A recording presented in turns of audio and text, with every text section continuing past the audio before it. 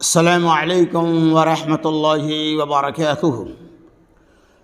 الحمد للہ وکفی وسلام علی عبادہ الذین اصطفی، اما بعد۔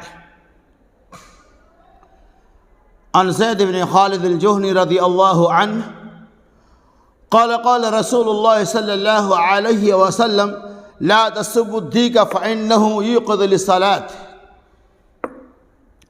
رواہ ابو داؤد۔ حضرت زید بن خالد الجہنی رضی اللہ تعالی عنہ کہتے ہیں رسول اللہ صلی اللہ علیہ وسلم نے ارشاد فرمایا لا تسبوا الدیک، کہ تم لوگ مرغ کو گالی نہ دو، مرغے کو گالیاں نہ دو۔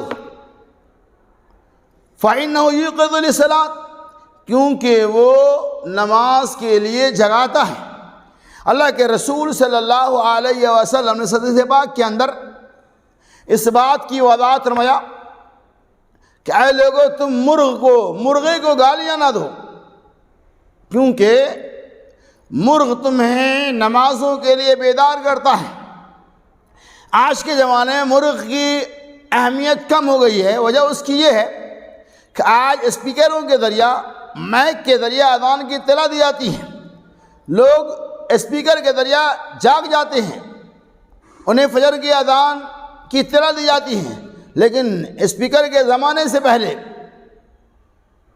پہلے کے زمانے میں ایسا تھا کہ فجر کی اذان کے لیے لوگ مرغ کی آواز کو سن کر بیدار ہو جایا کرتے تھے۔ یعنی مرغ جب بانگ دیتا تھا، مرغ کی جب آواز آتی تھی تو یہ معلوم پڑتا تھا کہ صبح ہو چکی ہے، فجر کا وقت ہو چکا ہے۔ مؤذن مرغ کی آواز کو سن کر اذان دیا کرتے تھے۔ اسی لیے اللہ کے رسول صلی اللہ علیہ وسلم لا تسبوا الدیک فإنہ یوقظ للصلاة، مرغ کو گالیاں نہ دو، اس لیے کہ مرغ تمہیں نمازوں کے لیے جگاتا ہے۔ اللہ سے دعا کہ اللہ تعالی ہمیں گالی بکنے،